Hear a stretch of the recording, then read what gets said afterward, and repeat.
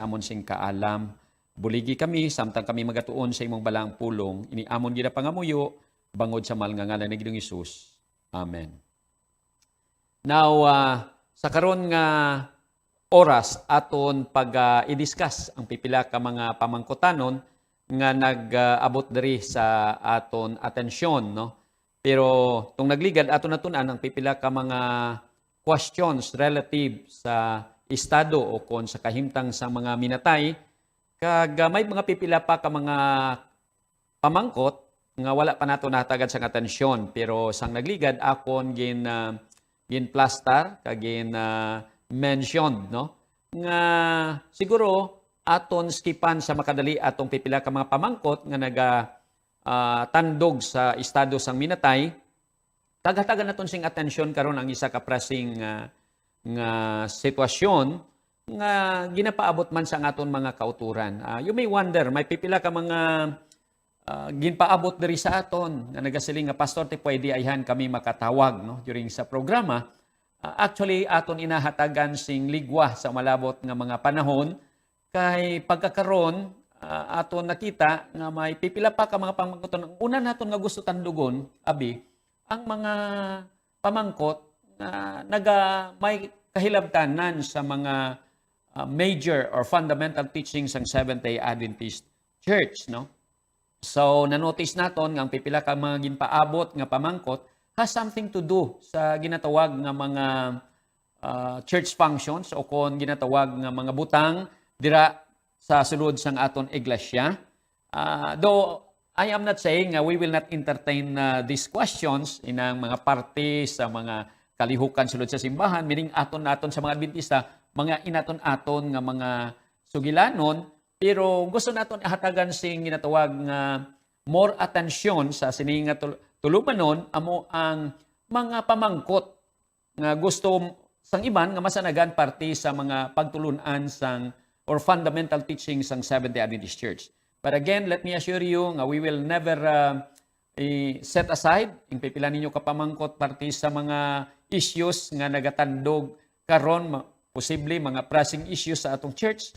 From time to time, we will give them that attention. But as we classify the questions, hatagan naton anay una sing attention ining fundamental teachings, no, ang mga pamangkot relative sa sini. Pero kung nagligad naton nga programa akon gintandog, gin-mentionar sa inyo nga akon pagatandugon man ang sa karon, no, nga episode amo ang issues sang pipila ka mga kaupdanan naton o kung sa aton mga abyan, mga hinigugma nga nagalibot sa atong mga kaiglesianan nga nabatyagan sang pipila nga nagkadisturbo. Pero antes naton inahatagan sing atensyon, magakadtuan ni kita diri sa isa ka pamangkot nga siling pasang aton isa ka utod nga tagan ginaton sang atensyon.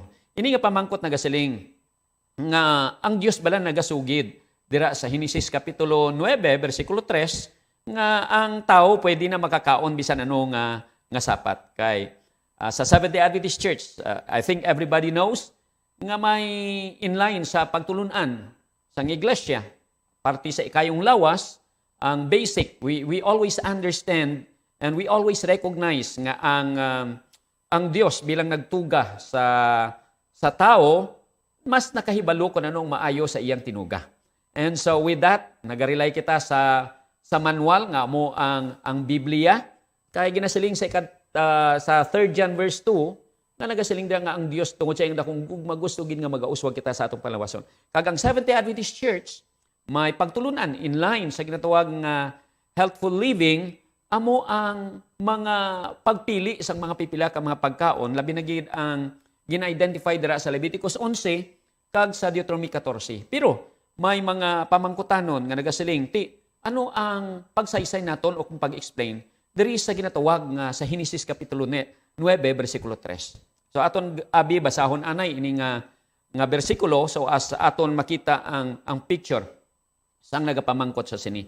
Nagasiling diri, every moving thing that liveth shall be meat for you, even as the green herb have I given. So base sa sining bersikulo, ang iban nagapanguna-una nga ligwan na, no, ang individuals sa pagkaon bisan ano pa man dira. Nagkay nagasiling dira every moving thing.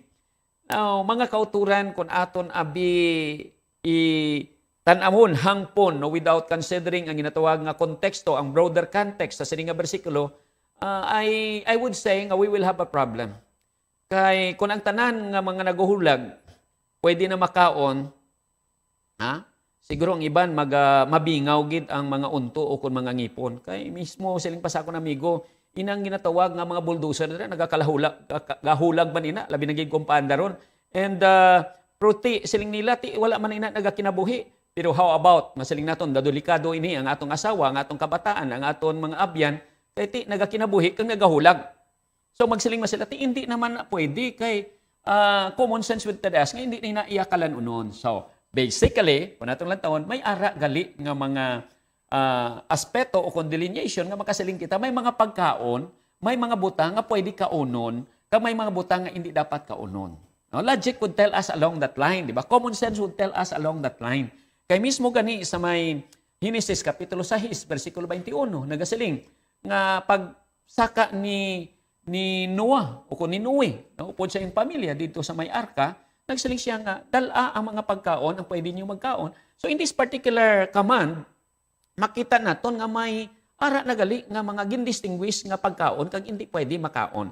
Kag in the same way, kung imong basahon mga kauturan, ang teksto diri sa ginatawag nga sa Genesis Kapitulo 7, versikulo 2, no? I was not able to have this be reflected in the screen, pero kung inyong basahon dira, nga dismo dira sa sina nga bersikulo, may distinction na ang Dios nagsiling dira nga mayara na nga distinction sa ginatawag nga pwede makaon kag hindi makaon nga mga kasapatan. Ginatawag niya sa King James Version o kung sa English, unclean, no? Kag 7 pairs of clean animals and 1 pair of unclean animals.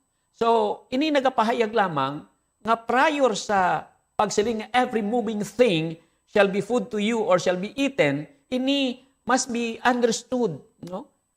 Aton interpretaron based sa ginatawag nga konteksto. Kay prior sa sina nga mga bersikulo, sa ginsay mayara na nga distinction. So kung ang Dios during that time nagsiling makaon ining mga nagahulag, di lang tawon nimo kung ano na atong gindefine nga pwede makaon, ano na ato ang ginatawag nga gindistinguish bilang matinlo, and that would be we could say that is what the text is referring to.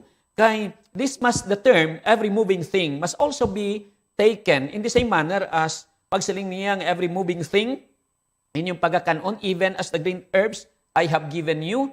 So in the same way nga ang mga hindi tanan nga mga tanom pwede naton makaon, especially right after sa pakasala sang tao, kay as we do know, Satan na disturb ang natural order kag mayara na ginatawag nga mga poisonous plants. So in the same way, dira man sa mga animals aton man makita, no? Kay ang iyang parallelism siya, every moving thing nga nagakinabuhi pwede niyo makaon, pero sing subong nga ang mga green herbs pwede ninyo magkaon. So in this particular thing, context must be considered and must define this particular thing. So we will have, as I said, we will have a problem if we will really absorb nga to the letter nga every moving thing would be a food, then there would be a problem, no? Probably some of us will become cannibals on this particular thing. Now, so diri ako nang i-project sa inyo ang Genesis Kapitulo 7, versikulo 2. Nga ako yung mentionar kay inadira. Kung ninyo nakita, may 7 ka pares sa kada klase isang matinlo. Okay? Kay kaina aton ang pamangkutanon ginbase sa Genesis Kapitulo 9, versikulo 3. Pero prior to chapter 9, sa chapter 7, sa ako naging mentionar, mayara na nga mga kasapatan nga matinlo, kag mayara na nga kasapatan nga hindi matinlo. Okay? So, this must be clearly understood. Kag aton dumdumon mga kauturan kag mga kaabyanan, nga ang unclean animals, by the way, looking back sa Genesis chapter 7, verse 2, nagsiling dira nga mayara nga pares, nga pila gani ka pares ang hindi matinlo, nagsiling dira isa lang ka pares. Now, aton tan-awon mga kauturan ka mga kabyan nga sang una ang magsakripisyo maghalad kay right after no sa paghalin man gani ni pagpanaog ni Noe upod sa iyang pamilya naghalad man sila, no? And let us all remember mga kauturan nga ang ginahalad during that time nagikan sa ginatawag nga mga matinlo nga mga kasapatan. Now, kung gintugtan ang ginatawag nga pagkaon sang ginatawag nga unclean o kundi matinlo during that time, knowing nga isa lang ka pares, then I think ang mga kasapatan karon nga hindi matinlo, logic would tell us nga will come into extinction. Kaya knowing nga isa lang ka pares. You see now? So it is very clear, based on the context and based on the implied statement sa pipila ka mga bersikulo, makita naton nga ang gina-refer gid sini iya nga ginahimo nga mga pagkaon ini ginatawag nga mga matinlo. Kag just as I said, hindi tanan nga mga tanom pwede makaon, in the same way sa mga kasapatan hindi tanan gindisenyo sang Dios bilang ini pagakanon. Now, diri kita sa pipila ka mga pamangkutanon nga sa ginsiling ko kaina nga aton pagatagan sing atensyon relative sa nagalibot nga mga issues dira sa aton nga iglesia. Now, ang pamangkot amo ini is eating meat as sin. Okay? Now, ang pagkaon bala sing karni sala. Sa ako nang ginsiling kaina, may mga sa Leviticus 11 kag Deuteronomy 14, nakita naton nga ang Dios nagpahanugot sa pagkaon sing pipila ka mga kasapatan sa mga pinili nga kasapatan. Kag mismo dira sa sanctuary services, ang mga saserdote sa mga ginahalad nga mga kasapatan, gintugtan sila sa ginatawag nga pagkaon sa sining ginatawag nga what you call this one, sa sining ginatawag nga mga meat o kon mga karne. Now, pirong pamangkot amo ini, nakasala bala sila? Kag ano ang panungdaon ni Ellen G. White along this line? Nagsiling si Ellen G. White, mga kauturan ka mga kabyanan, sa manuscript 15, 1889, nagsiling si Ellen G. White, I advise every Sabbath-keeping canvasser to avoid meat eating, not because it is regarded as a sin to eat meat, but because it is not healthful. So you see, so very, very clear ang statement ni Ellen G. White, sang siya nagsiling, nga ako naga-advise, nga aton likawan ang pagkaon sang karni, hindi tungod kay ini sala, kundi ini siya hindi mangin maayo no, sa pipila, sa ilang ikaayong lawas. So sa pamangkot, nga sala bala, hindi sala. Ang Seventh-day Adventist, nagatudlo, no, nga ang ining ginatawag nga health reforms. But when we talk about health reforms, it is not just talking about eating vegetables. Let us all remember, health reform is a broad concept kag very encompassing. Tandaan naton ina mga kauturan kay kung magunahuna lang kita ngang pagkaon lang sang laswa amo ining ginatawag nga health reform, then we will have a problem probably. It is a broader concept, isa ka prinsipyo nga aton karon pagasaysayon along that line. Now, may nagasiling nga ti kung hindi man helpful, wala man ginatudlo na sang Seventh-day Adventist Church. Brethren, sa mga kauturan naton nga nagalibot sa atong pipila ka mga kaiglesiyahanan nga nagahatag sang ginatawag nga confusion at times, let me tell you nga ang health reform, bisan magkadto ka sa mga websites sang atong Health Ministries Department, sa aton mga publications sa Adventist World, and in several books ng Seventh-day Adventist, basically aton advokasya ginatawag nga health reform. So hindi kita makasiling nga wala kita nagatudlo sa sining nga sistema, no? Basahan lang, I think very very masiling naton nga madamo-damo, volumes of books, volumes of magazines, volume dira ka mga artikulo dira sa aton mga websites nga naga-plaster sa sining advokasya naton. Pero ang health reform nga konsepto may ginatawag nga konteksto. Ginalantaw na ito may mga pipila ka mga factors that we need to consider. Kag hindi base sa ginasiling sang iban nga may dala nga ginatawag nga condemnatory o kon judgmental. Kay masiling hindi gid maluwas kung magakaon sang ginatawag nga isda o kon ginatawag nga karni. So I think that is not the teaching of the Seventh-day Adventist Church. Though we advocate on healthful living, but we do not have this kind of teaching nga masiling naton nga ang tao maluwas sa ginatawag nga plato o kon sa kaldero. Okay? Kay kun ang tao hindi maluwas, no, masiling naton may advokasya abing masiling salvation by plate and not by faith. Okay? Ang teaching ng Seventh-day Adventist Church is the salvation is by way of faith, by way of grace, no? Now ang health reform is just but a demonstration, no, sa atong pagtipig sa aton ginatawag nga body temple. Pero, suliton ko lang, lest I be misunderstood, it must be considered sa several nga mga circumstansya. Okay? Sa mga pipila ka mga circumstansya. So it's the salvation is by faith and not by plate. Kay kung maluwas lamang kita sa pinaagi sa kaldero, kung anong sulod sa atong kaldero, then sayang lang ang pagpakamatay ni Ginoong Hesus dira sa Kalbaryo sa cross. Atong tandaan. Now, so it is not sin based on this particular statement ni Ellen G. White.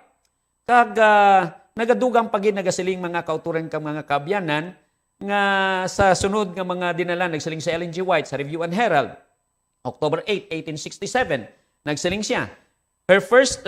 Diri nato makita nga ang first comprehensive health reform vision ni Ellen G. White natabo sang June 6, 1863. So mark this particular date mga kauturan ha, tandaan naton kay aton inibalikan, very important, ang health reform nga vision sang June 6, 1863. Okay?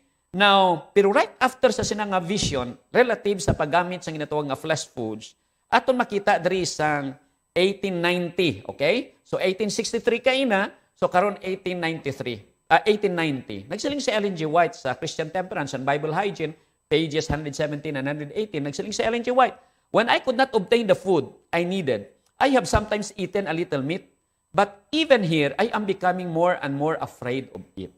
Okay? So, 1863, ang health reform vision, nga nag-include sa ginatawag nga flesh food, pero sometime in 1890, si Ellen G. White sa gihapon nakakaon sini. So, shall we say that Ellen G. White violated sa ginatawag nga health reform vision on that particular matter?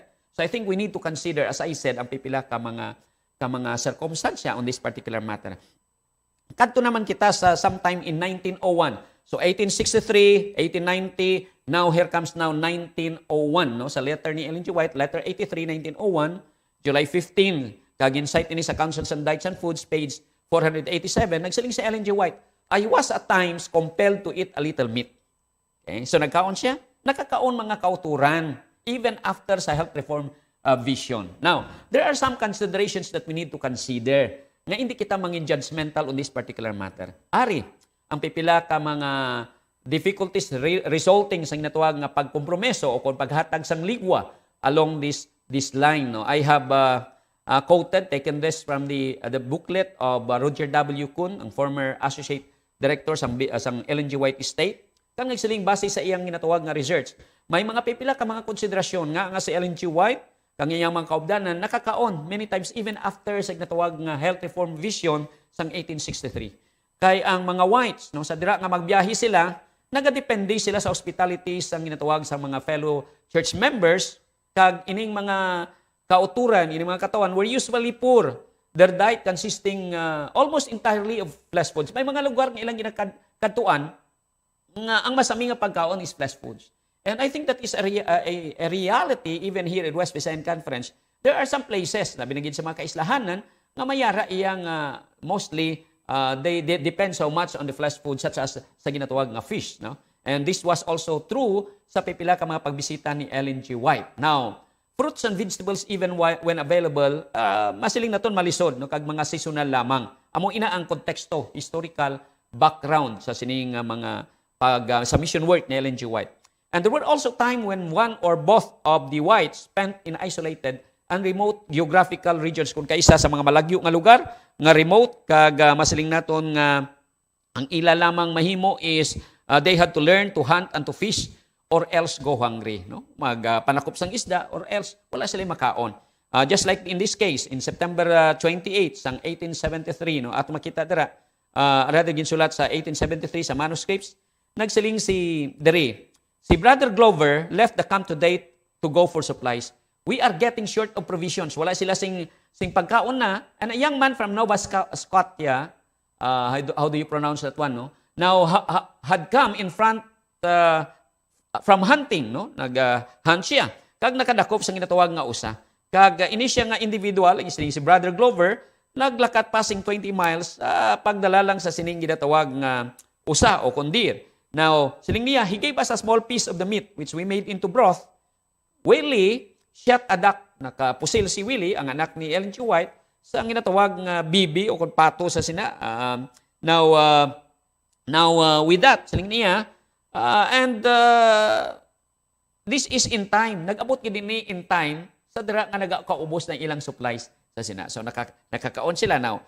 Sometime also in October 5 on the same year, nagsiling dira nga our provisions have been very low for some days. Manuscript 12, 1873. Many of our supplies have gone, no butter, no sauce of any kind, no corn, meal, or graham flour. We have a little fine flour. That is all. We expected supplies 3 days ago, but none has come. Willie went to the lake for water. We heard his gun and found he had shot 2 ducks. Kag nagsiling sila, nakaigo siya sang bibi nga 2 ka bilog. Kag nagsiling dira, this is really a blessing. So, Ellen G. White did not condemn along that line. Kasi niya, this is a blessing. Now, much more, damo pa mga kauturan ng mga dinalan. Siling nila, in letter 63, 1878, as previously indicated, poverty made vegetarianism difficult, if not impossible for many Seventh-day Adventists in the 19th century. For instance, on Christmas Day, 1878, the Whites, then living in Denison, Texas, gin-invite niya ang mga isa ka makaluluoy nga pamilya to join them for Christmas breakfast. The meal included a quarter of venison, okay, isang karni naman, nga ginluto, kag siling niya, nag-include man sing natawag tender chicken. We all enjoyed it very much. We all enjoy it very much. That was the statement in 1878, no? Even after sing natawag nga health reform vision. Now, there is a plenty of venison in the market. Mrs. White then wrote, I have not seen in years so much poverty as I have seen since I have come to Texas. So, this is the case mga katulang damo pa nga mga dinalan, but I think I have to skip some. Ang isa pagid mga kauturan instead, ang isa kina is by way sa mga travel, nang inflexible si Ellen G. White, ang isa pagid diri is sa ginatawag nga transition sa bag-o nga manugluto o kunyukok. Siling pa ni Arthur White. Okay? Nga kung kaisa, sila nag-employ sila sa mga intelligent na young people, pero sa dira nga pangasawa o kung magapamana ini, magalakat sila. Kag nagabudayan sila sa ginatawag sa pagkuha sa mga bag-o nga cook, nga mga untrained sa vegetarian cookery. So in those days, wala sing ginatawag nga mga schools. And with that kind of adjustments, many times may ginatawag nga compromise. Kaya siling niya, oftentimes, our table showed some compromises between the standard which Sister White was aiming and at the knowledge and experience and standard of the new cook. So, in this case, may ginatawag nga flexibility sa gihapon. Kag another thing nga ginakonsiderar sa kapanahunan ni Ellen G. White, again, I'm referring sa historical context, we need to look at a bigger picture, mga kapatid. Hindi lang sa isa kadinalan, kag wala naton ginalantaw ang ginatawag nga konteksto, ang background sa mga pipila ka mga statements. I think, amuna ang problema sang iban. Nagsiling, sa satumang panahon nakahimo man sila sa ginatawag nga pagkaon due to sa ginatawag nga therapeutic use in medical emergencies. Nagsiling diri sa letter 12, 1874, your father and I have dropped milk, cream, butter, sugar, and meat entirely since we came to California.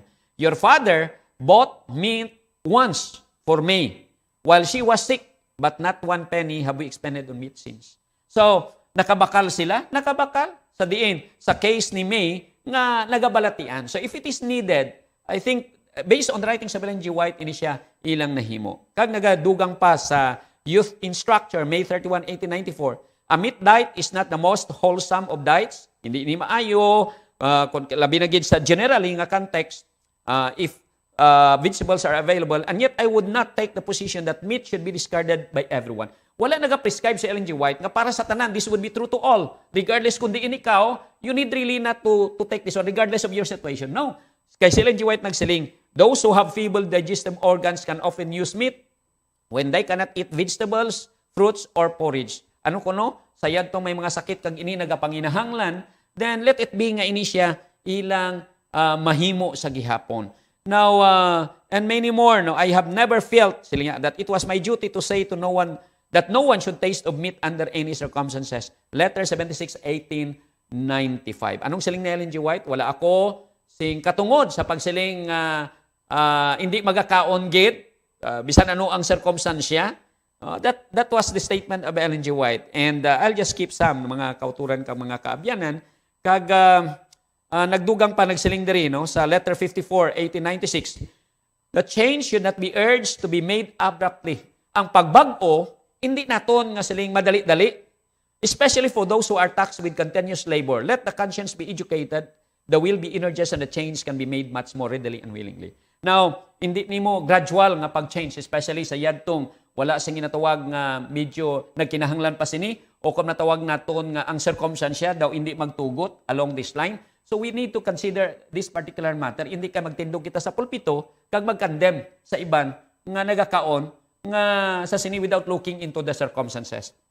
Now, nagsiling pa si Ellen G. White gani, Councils on Diets and Foods, 292, there are persons dying of consumption, no? Tuberculosis, who, if they ask for chicken broth o kung sinabawan, sabaw sa manok, siling siya, should have it, let it be ngatagan. But siling siya, we need to be very careful. So, while it is needed by the body, siling niya, you have to consider also, you need to be very careful. Kasi basi kung may ara laman nga mga alternatibo. But again, hindi kita mangin condemnatory along this line. Kaya si Ellen G. White gani sa iyang pag-define sa ginatawag nga pulong nga vegetarians, hindi pa necessarily nga pure vegetables. Sa area, sa letter 50, 1908, anong siling ni Ellen G. White? Cited in Councils on Diets and Foods, page 492.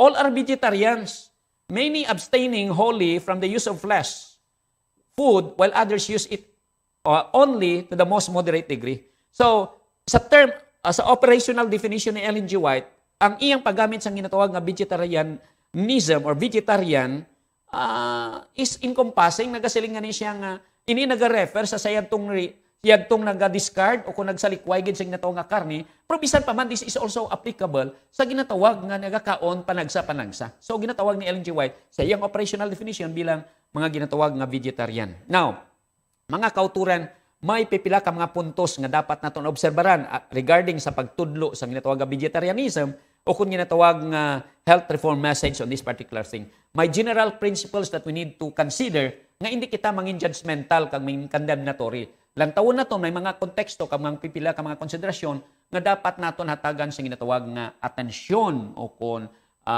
i-consider, no? Pero antes naton ini pagpadayunon kag isa-isa ini nga mga prinsipyo, then magapamati anay kita sa isa ka matahom nga ambahanon.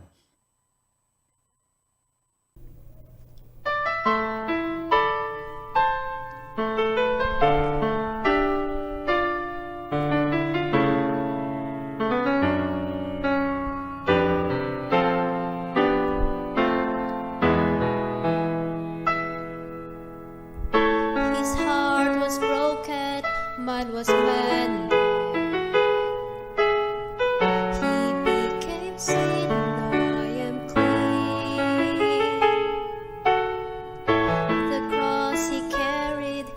My burden,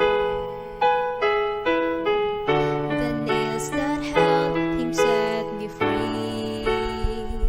His life for mine, His life for mine.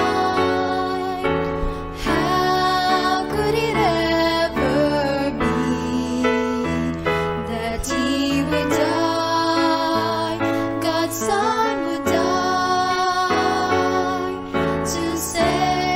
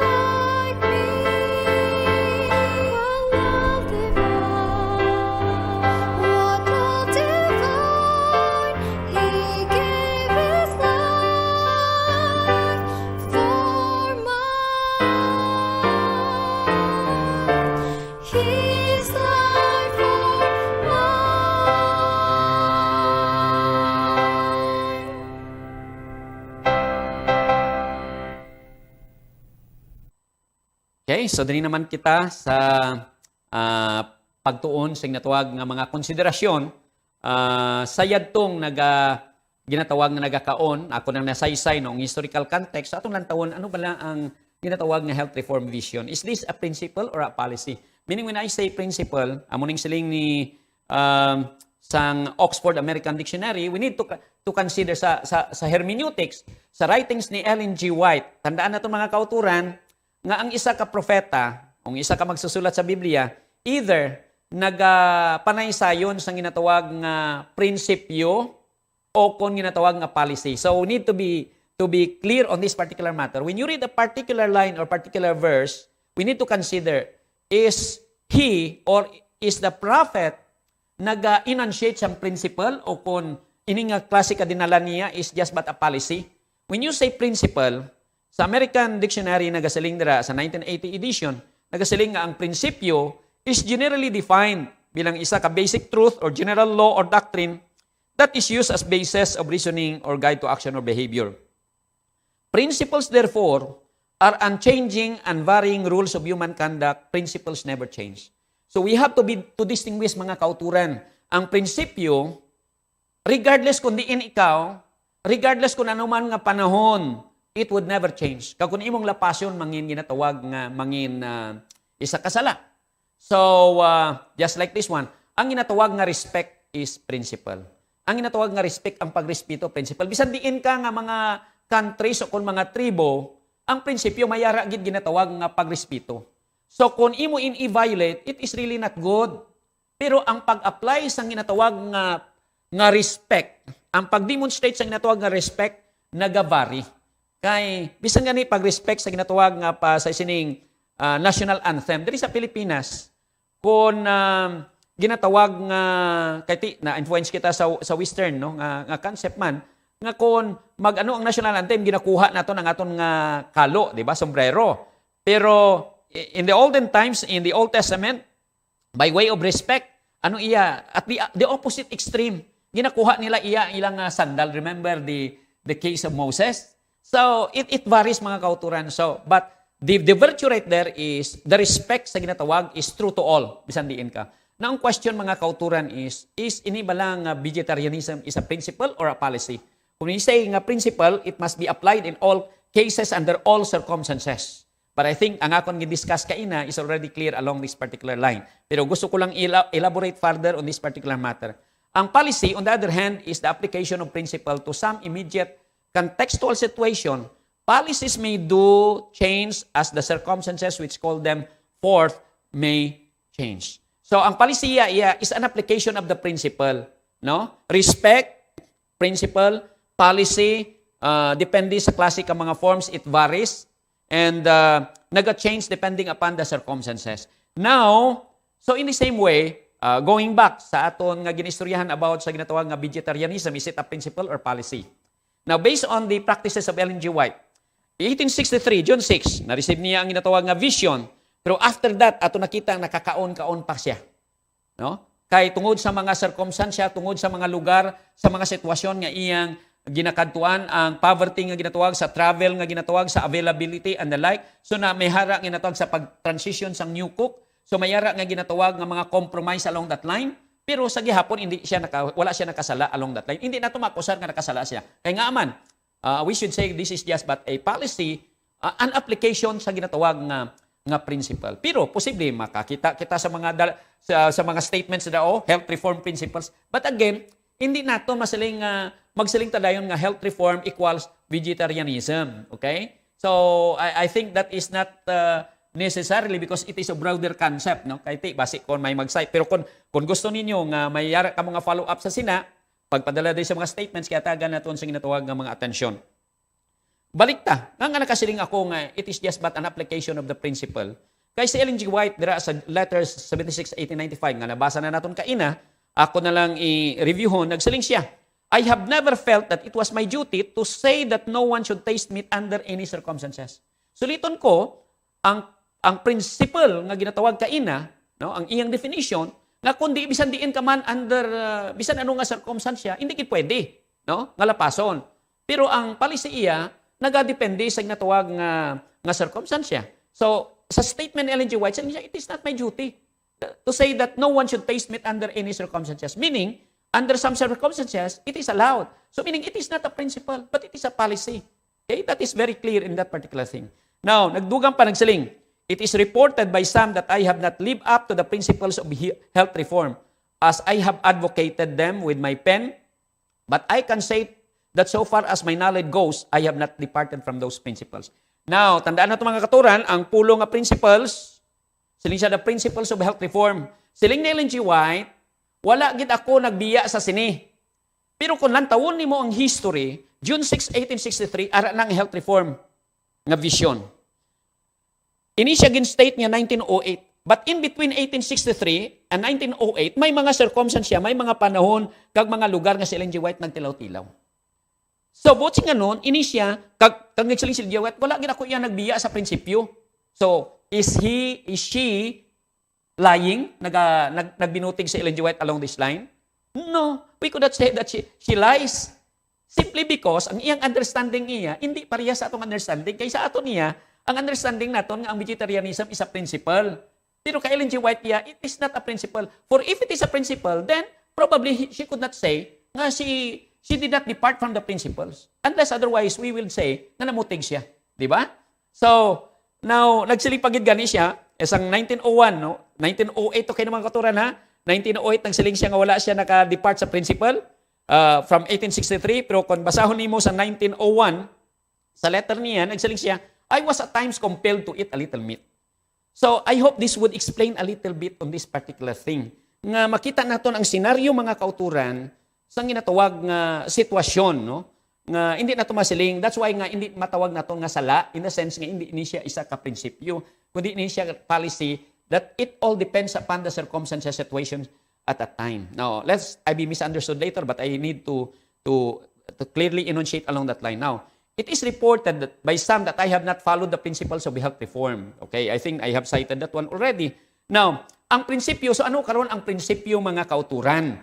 Ang prinsipyo amo ini, nga ang vegetarianism for Ellen White was a policy based upon at least two principles. Meaning, it is an application of the principles. Ano ini nga mga prinsipyo?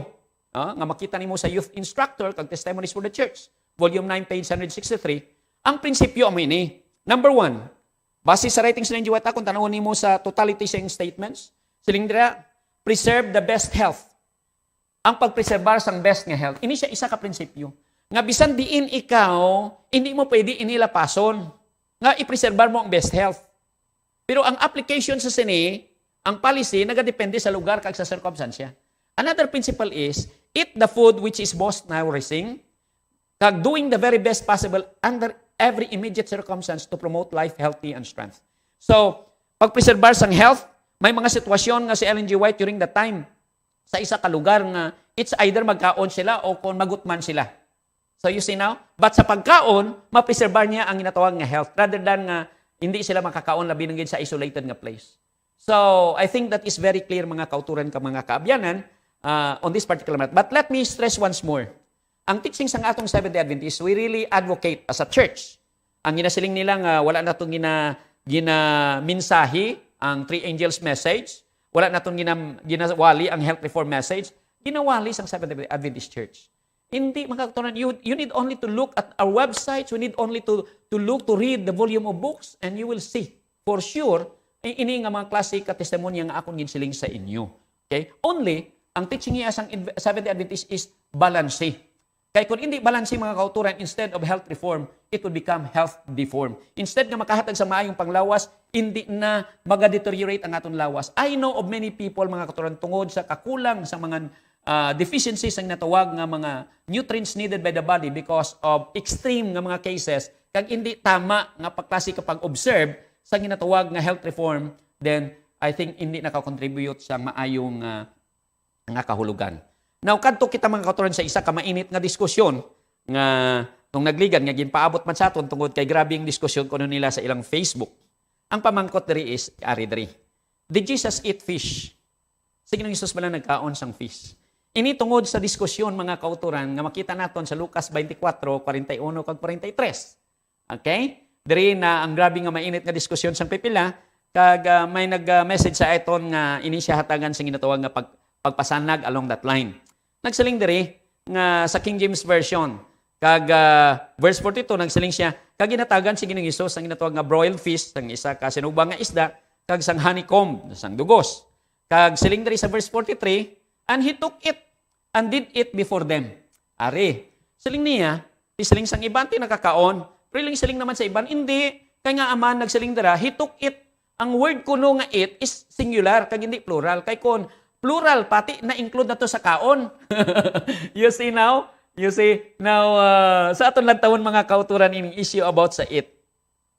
Actually, ang fish and honeycomb, kung imong lantawon ang vast majority sa Greek manuscripts, sa textual criticism, just like sa Alexandrian manuscript, Textos Recepto, sa Byzantine during the time, then ang word lang niya sa verse 42 is fish only. But you could never found the honeycomb, no? Kag ini gin-attest, kung basahon nimo ang pipila ka mga translations, such as ang the Bible for today, the Moffat Bible, the New American Bible for Catholics, the Jerusalem Bible, the New English Bible, the Living Bible, the New American Standard Bible, the New International Version or the NIV, the Good News Bible, Jewish New Testament, Rotterdam Emphasized Bible, the Interlinear Greek English New Testament.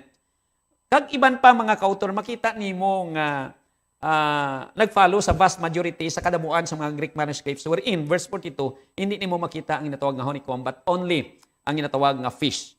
So in that case, kung ang original, ang tama nga rendition would be the fish only, so kag sa pagsiling dira kay na mga kautoran, and he took it, siling niya singular, so meaning hindi na to manigar nga si Jesus nakakaon sa sina nga ideya. So, but ini siya mga ginasubmit na naton nga mga pipila ka mga presentation mga kautoran, you could react on this particular thing.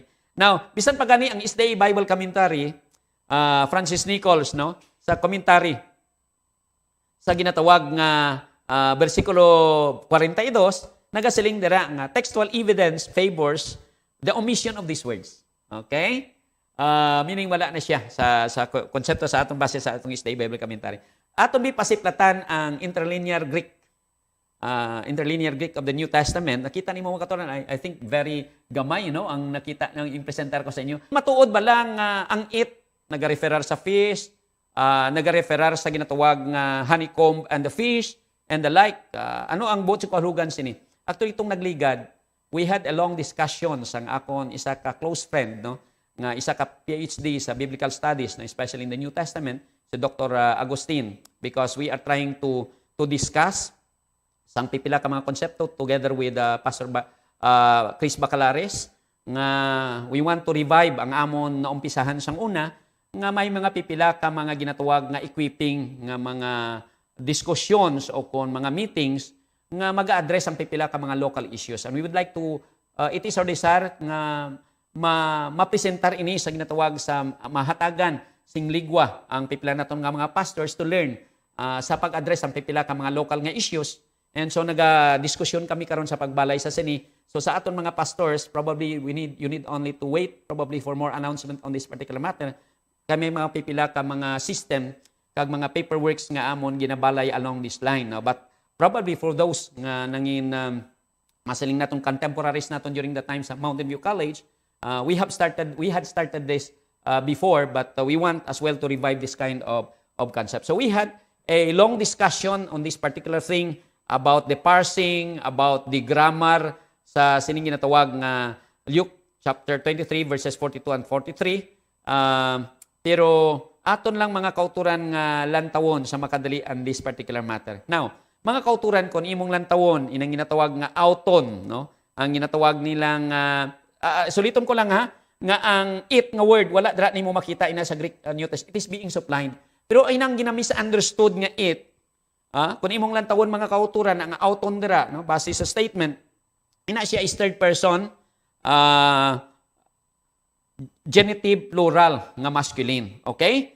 Now, siling pa sa akon nga abyan, no, Dr. Agustin nagsiling siya nga auton pronoun is a personal genitive, masculine, plural from autos.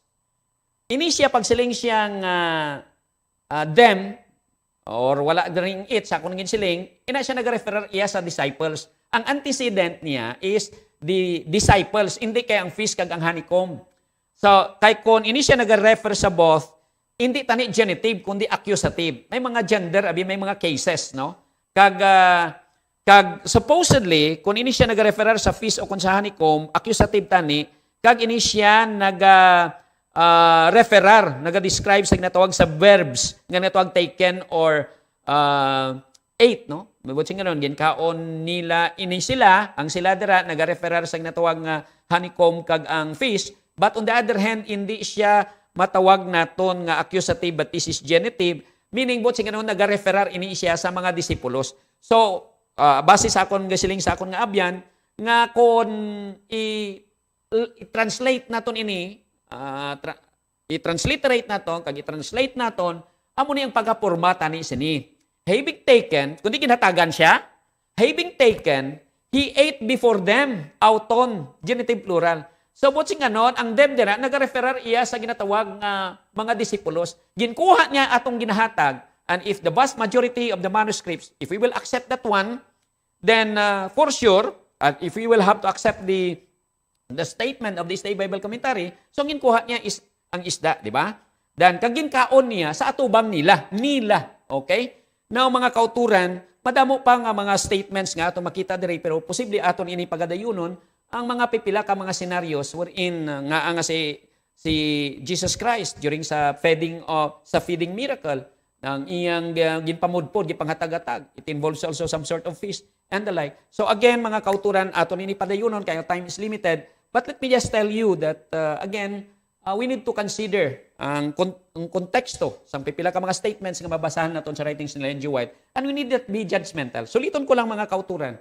Ang Seventh-day Adventist nagatudlo sing health reform sa ikayong lawas ang kada isa, but we need not be judgmental on this particular thing, but we need to consider several factors on this particular thing. But this is our message, the health reform. Let me make that clear. So magaduko kita sa atong mga ulo mga kauturan. Mahigugbaong Diyos sa liwan, salamat gid sa imong pag-upod sa amon sa sininga pagtuon kag kabay amay nga sa padayon amon mahangpan ang imong mga pulong kag kami masanagan sa matutuod nga prinsipyo o God. Salamat gid ini amon ginapangamuyo bangod sa mahal nga ngalan ni Ginoong Hesus. Amen. Sunod naman nga episode mga kauturan.